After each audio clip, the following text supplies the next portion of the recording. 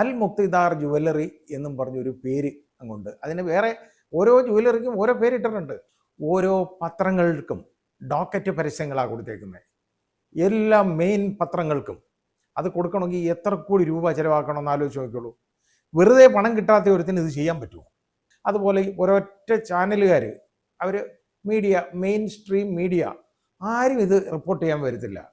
ഇയാൾക്ക് ഇഷ്ടം പോലെ ആളുകളെ കബളിപ്പിക്കാനും വഞ്ചിക്കാനും ചതിക്കാനും ഉള്ള അവസരം കിട്ടി. ഈ പാവങ്ങളുടെ പരാതിയിൽ കേസെടുക്കണം.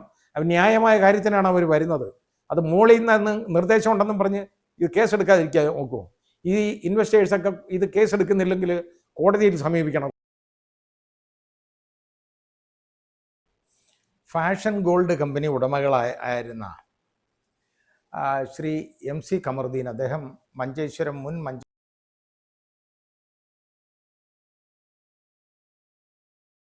ഇപ്പോൾ ഈ കഴിഞ്ഞ ഏപ്രിൽ 7-ാം തീയതി എൻഫോഴ്സ്മെൻറ്റ് ED അറസ്റ്റ് ചെയ്തു.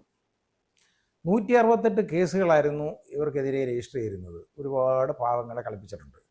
പാവങ്ങളെന്ന് പറഞ്ഞു കഴിഞ്ഞാൽ ഈ പണത്തിനോട് ആർത്തിയുള്ള ആളുകളും, ആർത്തി മാത്രമല്ല വേറെ മാർഗമില്ലാതെ ഏതെങ്കിലും വിധത്തിൽ കുറച്ച് ലാഭം ഉണ്ടാക്കിയെടുക്കാം എന്ന് കരുതി ഇതിൽ ഇൻവെസ്റ്റ് ചെയ്ത, ഈ ഗോൾഡ് ബിസിനസ്സിൽ ഇൻവെസ്റ്റ് ചെയ്ത ആളുകളാണ് ഈ കളിപ്പിനിരയായത്. അപ്പോൾ ഏതാണ്ട് 19 കോടി രൂപ എങ്ങാണ്ട് ഇവർ തിരിമറി നടത്തി PMLA ആക്ട് അനുസരിച്ച്, അതായത് പ്രിവെൻഷൻ ഓഫ് മണി ലോണ്ടറിങ്, കള്ളപ്പണം വെളുപ്പിക്കാൻ ഉപയോഗിച്ചു. ആ രീതിയിലാണ് ED ഇപ്പോൾ ഇവരെ അറസ്റ്റ് ചെയ്തത്. അപ്പോൾ അത് അറസ്റ്റ് ചെയ്യുന്നതിന് മുമ്പ് ഉണ്ടായ ഒരു സംഭവം എന്ന് പറയുന്നത്, ഇപ്പോൾ എനിക്ക് ഓർമ്മ വരുന്ന ഒരു 4-5 വർഷം മുമ്പ്, ആ വർഷവും തീയതിയൊന്നും എനിക്കിപ്പം ഓർമ്മയില്ല. ഒരു പാവപ്പെട്ട ഒരു സ്ത്രീ, അവരും അവരുടെ 3 പെൺമക്കളുമായിട്ട് അവർ മലപ്പുറത്ത് നിന്ന് തന്നെ കാണാൻ വന്ന് ഇതിനെന്ത് ചെയ്യണം എന്നറിയാൻ വേണ്ടിയാണ്. ഈ ഖമറുദ്ദീൻ പറഞ്ഞ അനുസരിച്ച് ഇവർക്ക് ഒരു തുക ഇവർക്ക് കിട്ടിയത് കൊണ്ടുവന്ന് അവിടെ ഇൻവെസ്റ്റ് ചെയ്തു. ആ തുക കിട്ടിയത് എങ്ങനെയാണെന്നുള്ളതാണ് നമ്മൾ മനസ്സിലാക്കേണ്ടത്. ഭർത്താവ് അവരെ ഉപേക്ഷിച്ചു. മുസ്ലിം സ്ത്രീയാണ്, തലാഖില്ലേ അയാൾ. അവസാനം ഇവർ കൊണ്ടുവന്ന് റൈറ്റ്സ് ഓൺ ഡൈവോഴ്സ് ആക്ട് അനുസരിച്ച് കേസ് കൊടുത്തു. അതിന് നഷ്ടപരിഹാരം കിട്ടിയ പൈസ ആണ്, ഒന്ന് ആലോചിച്ച് നോക്കിക്കോളൂ. ഇതിന് നഷ്ടപരിഹാരം കിട്ടിയ ഏതാണ്ട് 11 ലക്ഷം രൂപ എങ്ങാണ്ട് അവർക്കെല്ലാം കൂടെ കിട്ടി. അവരുടെ മഹറും അതുപോലെ അവരുടെ വസ്തു എഴുതി വിറ്റതും അവരുടെ സ്വർണ്ണം എടുത്തുകൊണ്ട് പോയതും എല്ലാം കൂടെ ഭർത്താവ് എടുത്തുകൊണ്ട് പോയ കാശായിട്ട് കിട്ടി. ഈ 11 ലക്ഷം രൂപ ഈ പാവപ്പെട്ട സ്ത്രീ ഒരു വരുമാന മാർഗം ഉണ്ടാകും എന്നുള്ളത് കരുതി ഇവിടെ ഈ ഖമറുദ്ദീൻ്റെ വാക്ക് വിശ്വസിച്ച് അവിടെ കൊണ്ട് ഇൻവെസ്റ്റ് ചെയ്തു. മുതലുമില്ല, പലിശയില്ല, ഒന്നുമില്ല. യഥാർത്ഥത്തിൽ ഇത് വളരെ ഒരു അത്യാഗ്രഹികളായിട്ടുള്ള ആളുകളാണ് ഇങ്ങനെ ചെയ്ത് ഇതിലൊക്കെ പണം മുടക്കുന്നത്. സ്വർണ്ണക്കടയിൽ പണം മുടക്കുന്നവരെല്ലാം ഞാൻ ആ രീതിയിലേ കാണാറുള്ളൂ.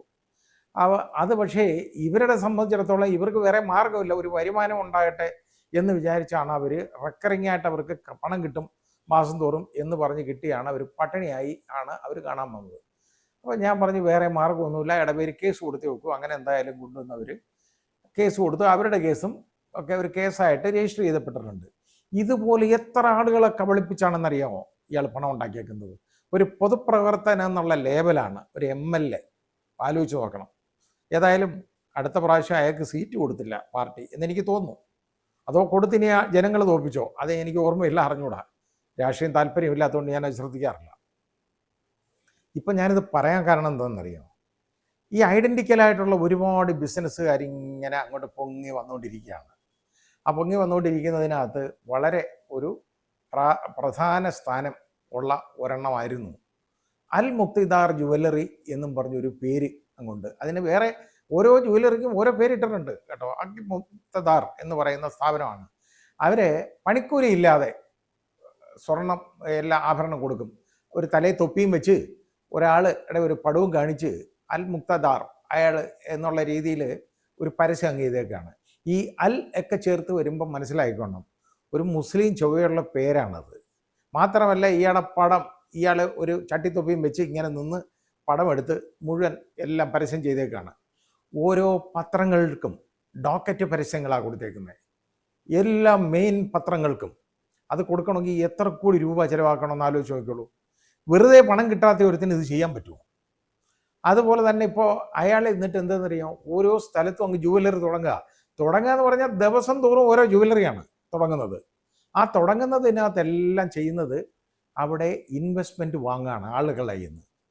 എന്നെ ഒരു മനുഷ്യൻ വിളിച്ചു തിരുവനന്തപുരത്ത് നിന്ന് കേട്ടോ, താഹ എന്ന് പറയുന്ന ആൾ. ബാക്കി ഞാൻ അദ്ദേഹത്തിൻ്റെ ഡീറ്റെയിൽസ് ഒന്നും തരുന്നില്ല, അതിൻ്റെ എഗ്രിമെൻറ്റും ഒക്കെ എൻ്റെ കയ്യിലുണ്ട്. ഈ താഹയുടെ കയ്യിൽ നിന്ന് എന്തെന്നറിയോ, ഒരു 10 ലക്ഷം രൂപ വാങ്ങിച്ച് ഒരു 24 പവൻ സ്വർണവും വാങ്ങിയിട്ടുണ്ട് കേട്ടോ.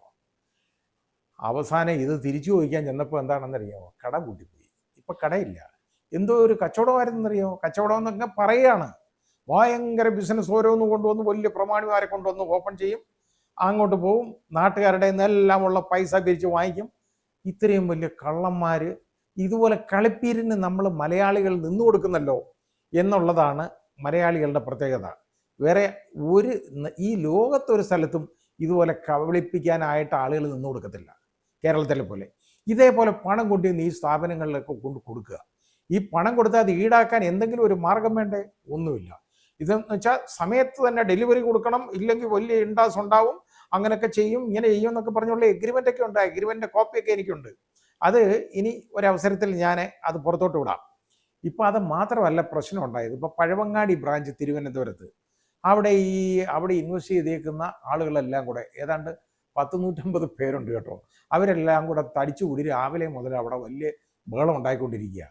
പല ജുവല്ലറി, ഇയാളുടെ ഈ അൽ മുക്തദാർ എന്നുള്ള പേരിലുള്ള ജുവല്ലറി, ഞാൻ അയാളുടെ പേരൊന്നും പറയുന്നില്ല, ഡീറ്റെയിൽസ് മുഴുവൻ എൻ്റെ കയ്യിലുണ്ട്, അയാളുടെ കോൺടാക്ട് നമ്പർ ഉൾപ്പെടെ. ഞാൻ അയാളെ വിളിച്ച് ചോദിക്കാനും പോയില്ല, കാരണം ഇനി അത് എൻ്റെ അടുത്തോട്ട് കയറി വരണ്ട. ഇവിടുത്തെ ഒരൊറ്റ പത്രങ്ങളോ ഒരൊറ്റ മീഡിയയോ ഇത് വെളിയിലോട്ട് വിടുന്നുണ്ടോ? നിങ്ങളൊന്ന് ആലോചിച്ച് നോക്കിക്കോളൂ. സോഷ്യൽ മീഡിയയിൽ അല്ലാതെ അത് ഒരെണ്ണത്തിൽ മാത്രമല്ലാതെ ഏതെങ്കിലും ഇത് വന്നിട്ടുണ്ടോ? ഒരിക്കലും വരത്തില്ല. ഇന്നിപ്പോൾ അവരെല്ലാം കൂടെ അവിടുത്തെ ഈ മുഴുവൻ മീഡിയയൊക്കെ ഒന്ന് വിളിച്ച് ഒരൊറ്റ മനുഷ്യൻ തിരിഞ്ഞു നോക്കിയില്ല. കാരണം എന്താണെന്നറിയോ? പണത്തിന് മേൽ പരുന്തും പറക്കാം. അതാണ് കാര്യം. പണമുണ്ട് കയ്യിൽ, അവ ഇഷ്ടംപോലെ പണം വാരി കൊടുത്തിട്ടുണ്ട് എല്ലാവർക്കും. ഈ ഡോക്കറ്റ് പരസ്യങ്ങൾ എല്ലാ പത്രങ്ങൾക്കും കൊടുത്തിട്ടുണ്ട്. അത് ഇന്ന പത്രമൊന്നുമില്ല കേട്ടോ, സകലമാന പത്രങ്ങൾക്കും കൊടുത്തിട്ടുണ്ട്. ആ കൊടുക്കുന്നതിനെല്ലാം കോടികൾ ചിലവാക്കി അവർക്ക് കിട്ടിയിട്ടുണ്ട്. അതുപോലെ ഒരൊറ്റ ചാനലുകാർ, അവർ മെയിൻ സ്ട്രീം മീഡിയ ആരും ഇത് റിപ്പോർട്ട് ചെയ്യാൻ വരത്തില്ല, വരാൻ സാധ്യതയില്ല. ഇനി വരുമെന്ന് എനിക്ക് അറിഞ്ഞൂടാ, ഇന്നുണ്ടായ സംഭവമാണ്. ഏതായാലും ഒരുപാട് ആളുകൾ അവിടെ തടിച്ചുകൂടി അവിടെ നിൽക്കുകയാണ്. ഇപ്പം ഈ പറയുന്ന താഹ കൊണ്ട് ചെന്നിട്ട് പോലീസ് സ്റ്റേഷനിൽ പരാതി കൊടുത്തു. പരാതി കൊടുത്തപ്പോൾ എന്തെന്നറിയോ, ഞങ്ങളൊരു 12 കേസ് രജിസ്റ്റർ ചെയ്തു, ഇനി കൂടുതൽ കേസ് രജിസ്റ്റർ ചെയ്യേണ്ടെന്ന് മേളിൽ നിന്ന് നിർദ്ദേശം ഉണ്ടെന്ന്. ഈ മോളിൽ ഇരിക്കുന്ന ആളെന്താ പണമായിക്കൊണ്ടിരിക്കുക, അതുകൊണ്ടായി നിർദ്ദേശം പെട്ടെന്ന് വരുന്നത്. ഏതായാലും ഒന്നും കിട്ടാൻ പോകുന്നില്ല എന്ന് ഞാൻ ഈ താഹ അടുത്ത് ഞാൻ പറഞ്ഞു. ഏതായാലും ബാക്കി ഇതിൻ്റെ ഡീറ്റെയിൽസ് ഞാൻ വീണ്ടും തരാം.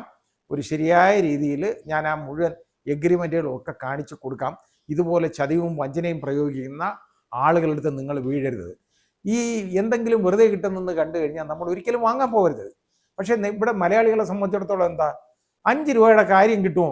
അപ്പോഴും 5 രൂപ മുടക്കിയാൽ നിങ്ങൾക്ക് 6 രൂപ കിട്ടും, അല്ലെങ്കിൽ 10 രൂപ കിട്ടും. ഒരിക്കലും തരാൻ ഒക്കത്തില്ല. പക്ഷേ മലയാളികൾ അന്നേരം കൊണ്ട് നീ 5 രൂപ മുടക്കും. അതിന് ഒരു 50,000 അല്ലെ 5 ലക്ഷം മുടക്കും. കാരണം 10 ലക്ഷം കിട്ടുമല്ലോ എന്ന് വിചാരിച്ച് എന്ന് പറഞ്ഞതുപോലെ ഈ പണിക്കൂലി ഇല്ലാതെ സ്വർണം തരും. പണിക്കൂലിയൊന്നുമില്ല. പണിക്കൂലി ഇല്ലാതെ സ്വർണം തരാൻ ഇയാൾ നമ്മുടെ ആരാ? ഒന്ന് ആലോചിച്ച് നോക്കിക്കോളൂ. നമ്മുടെ സ്വന്തക്കാരാരെങ്കിലും ആണെന്നുണ്ടെങ്കിൽ നമ്മളുടെ കൂടെ വലിയ ആത്മാർത്ഥതയൊക്കെ ഉണ്ടെങ്കിൽ പണിക്കൂലി വേണ്ട എന്ന് പറഞ്ഞ് സ്വർണം എടുത്തു തരാൻ പറ്റും. ഈ സ്വർണം ബിസിനസ്സിനകത്ത് പണിക്കൂലി ഇല്ലാതെ സ്വർണം ആഭരണം തരും എന്ന് പറഞ്ഞു കഴിഞ്ഞാൽ എങ്ങനെ വിശ്വസിക്കാൻ പറ്റും? അപ്പോഴേ അത് കള്ളത്തരമാണെന്ന് മനസ്സിലാക്കാനുള്ള ഇത് വേണ്ടേ? മറ്റെല്ലാ ജുവലറിക്കാരും ഏതാണ്ട് ഇതിനെതിരെ പരാതി കൊടുക്കുകയൊക്കെ ചെയ്തതാണ്. പക്ഷേ ഞാൻ പറഞ്ഞില്ലേ, ഇയാളുടെ പണത്തിൻ്റെ മുകളിൽ ആ പരാതികൾക്കൊന്നും ഒരു പരിഹാരം ഉണ്ടായിട്ടില്ല. ഇയാൾക്ക് ഇഷ്ടം പോലെ ആളുകളെ കബളിപ്പിക്കാനും വഞ്ചിക്കാനും ചതിക്കാനും ഉള്ള അവസരം കിട്ടി. അങ്ങനെ നൂറുകണക്കിന് ആളുകൾ ഓരോ ജുവലറിയുടെ പേരിലും കബളിപ്പിക്കപ്പെട്ടുകൊണ്ടിരിക്കുകയാണ്. ഇടപ്പള്ളിയിലുള്ളത് ഞാൻ അന്വേഷിച്ചു, അത് പൂട്ടിപ്പോയി, അവിടെ ആരുമില്ല. ചില സ്ഥലങ്ങളിൽ ഈ ജുവലറി തുറന്നു വെച്ചിട്ടുണ്ട് കേട്ടോ, അവിടെ ഒരു സെയിൽസ്മാൻ കാണും, പക്ഷെ 1 ഗ്രാം സ്വർണം പോലും അവിടെ ഇല്ല. പിന്നെ എന്താണ് ഈ ജുവലറി തുറന്നു വെക്കുന്നത്? ഇനി ഏതാണ്ടൊക്കെ കൊടുക്കാം എന്നൊക്കെയായി പറയുന്നത്. ഒന്നും കൊടുക്കാനല്ല, ഒന്നും കിട്ടാനുമല്ല. ഇന്ന് ഏതാണ്ടൊക്കെ ഒരു ടോക്ക് നടക്കുന്നെന്ന് അയാളുടെ വക്കീലും വേറെ ആരാണ്ടും അതുപോലെ ഈ ഇൻവെസ്റ്റേഴ്സ് ഈ കൂടിയ കബളിപ്പിക്കപ്പെട്ട ആളുകളുടെ പ്രതിനിധിയും വക്കീലും എല്ലാം കൂടെ ഏതോ ചർച്ച നടത്തിക്കൊണ്ടിരിക്കുക എന്ന് പറഞ്ഞു. എന്തുവാ ചർച്ച? പണമില്ലാതെ ചർച്ച നടത്തുന്നത്. ഇയാൾക്ക് ഇങ്ങോട്ടും കണ്ട് വരണം, അതിനുള്ള ഏതാണ്ടൊരു പരിപാടിയാണ്. പക്ഷേ കാരണം ഇവിടേക്ക് ഇല്ല, മുങ്ങി നടക്കുകയാണ് ഇപ്പോൾ. ഇയാളുടെ പേര് 12 കേസ് രജിസ്റ്റർ ചെയ്തുകൊണ്ട് ഞങ്ങൾ ഇനി ചെയ്യുന്നില്ല എന്ന് പറഞ്ഞാൽ ഈ താഹ കൊടുത്ത പണമല്ലേ? അയാൾ കബളിപ്പിക്കപ്പെട്ടില്ലേ, വഞ്ചിക്കപ്പെട്ടില്ലേ? പോലീസിന് എന്താ ഇങ്ങനെ ഒരു ചിറ്റമനയമുള്ളത്? പണക്കാരാവുമ്പോൾ അവരുടെ പേര് കേസെടുക്കാൻ വയ്യെന്നോ? എന്തോ മോളി ഇരിക്കുന്ന ആൾ വിളിച്ചു പറഞ്ഞു, മോളി ഇന്ന് നിർദ്ദേശമുണ്ട്. ഈ മോളി ഇരിക്കുന്ന നിർദ്ദേശം ഉള്ളവൻ്റെ അടുത്ത് ഒന്ന് പറയണം. മോളി ഇരിക്കുന്നവൻ്റെ അടുത്ത്, മോളി ഇരിക്കുന്ന ആരാ? പടച്ചോനോ ഇരിക്കുന്ന നിർദ്ദേശം കൊടുത്തേക്കുന്നത്? അന്നും അല്ലല്ലോ. അപ്പം ഇത് നിർദ്ദേശം കൊടുക്കുക എന്ന് പറഞ്ഞാൽ ഇതുപോലെ കബളിപ്പിക്കപ്പെട്ട ധാരാളം പൗരന്മാരുണ്ട്, പാവങ്ങൾ ഒരുപാട് പേരുണ്ട്. അവർ എന്തെങ്കിലും കിട്ടുമല്ലോ എന്നുള്ളത് കരുതി പോയതാണ്. വലിയ ജുവലറി ഇതുപോലെ പിന്നെ തൊപ്പിയും വെച്ച് ഇങ്ങനെ നിൽക്കുകയാണ്. ഒരു മുസ്ലിം പേരും ഈ വർഗത്തിനെ ഉണ്ടല്ലോ ആക്ഷേപിക്കാനാണ് ഇങ്ങനെയുള്ള ഓരോരുത്തന്മാർ ഇറങ്ങിയേക്കുന്നത്. ഈ ഫാഷൻ ഗോൾഡ് എന്ന് പറഞ്ഞ് വലിയ ചതിവ്, അത് അവർ മുസ്ലിമാണല്ലോ. എത്ര പേരെയാ കബളിപ്പിച്ച്? ഒരുപാട് പേരെ. ആ കബളിപ്പിച്ചെന്തുവാ? അത് മുഴുവൻ കുഴൽപ്പണം, ഈ കള്ളപ്പണമായിട്ട് മാറ്റി PMLA ആക്ട് അനുസരിച്ച് ഇപ്പോൾ അതിന് അറസ്റ്റ് ചെയ്തേക്കാണ് ഇ ഡി അറസ്റ്റ് ചെയ്തുകൊണ്ട്. ഈ പാവങ്ങളുടെ പൈസ തിരിച്ചു കിട്ടുമോ? ഓരോരുത്തർക്ക് കൊടുക്കാം, അങ്ങനെ കൊടുത്തോണം, ഇങ്ങനെ കൊടുത്തോണം എന്നൊക്കെ മുസ്ലിം ലീഗ് എന്ന് പറയുന്ന രാഷ്ട്രീയ പാർട്ടി വിളിച്ച് അയാളെ വരട്ടി നോക്കിയല്ലോ. ഇപ്പോൾ ഉടനെ ഞങ്ങളെല്ലാം കൊടുപ്പിക്കും എന്നൊക്കെ പറഞ്ഞ്, എന്നിട്ട് കൊടുത്തോ? ഒന്നും കൊടുത്തില്ല. അവൻ കൊണ്ടുപോയി തിന്നുകയാണ് ഈ പണം. അതേപോലെ തന്നെ ഇത് എവിടെയോ ഒളിച്ചിരിക്കുകയാണ് ഈ കാശ് വാങ്ങിച്ചിട്ട്. ഇതിന് പോലീസ് കേസെടുക്കണം. ഈ പാവങ്ങളുടെ പരാതിയിൽ കേസെടുക്കണം. അത് ന്യായമായ കാര്യത്തിനാണ് അവർ വരുന്നത്. അത് മോളിൽ നിന്ന് നിർദ്ദേശം ഉണ്ടെന്നും പറഞ്ഞ് ഇത് കേസെടുക്കാതിരിക്കാൻ നോക്കുമോ? ഈ ഇൻവെസ്റ്റേഴ്സൊക്കെ ഇത് കേസെടുക്കുന്നില്ലെങ്കിൽ കോടതിയെ സമീപിക്കണം, ഹൈക്കോടതിയെ സമീപിച്ചിട്ട് പറയണം മോളിൽ നിന്നുള്ള നിർദ്ദേശമുണ്ട്, കേസെടുക്കരുതെന്ന്. CRPC അനുസരിച്ച്, അതായത് നമ്മുടെ ഭാരതീയ ന്യായ സുരക്ഷാ സംഹിത അനുസരിച്ച് കേസെടുക്കേണ്ടതാണ്. ആ ഭാരതീയ നാഗരിക സുരക്ഷാ സംഹിത അനുസരിച്ച് കേസെടുക്കണം. BNSS അനുസരിച്ച് കേസ് രജിസ്റ്റർ ചെയ്യാൻ ഇവർക്ക് ബാധ്യതയുണ്ട്. അല്ലാതെ ഇവർ മോളിൽ നിന്നുള്ള നിർദ്ദേശം ഉണ്ടെന്ന് പറഞ്ഞുകൊണ്ടിരുന്ന നോക്കത്തില്ല. ഈ മോളിൽ നിന്ന് നിർദ്ദേശം കിട്ടുന്നവരെയെല്ലാം ഒന്ന് പിടിപ്പിക്കണം. അതിന് കോടതി പോകണം. ഏതായാലും പണം ഇത്രയും മുടക്കിയല്ലോ, നിങ്ങൾ ഇതിനും കൂടെ ഒന്ന് മെനക്കെട്ടുള്ളൂ.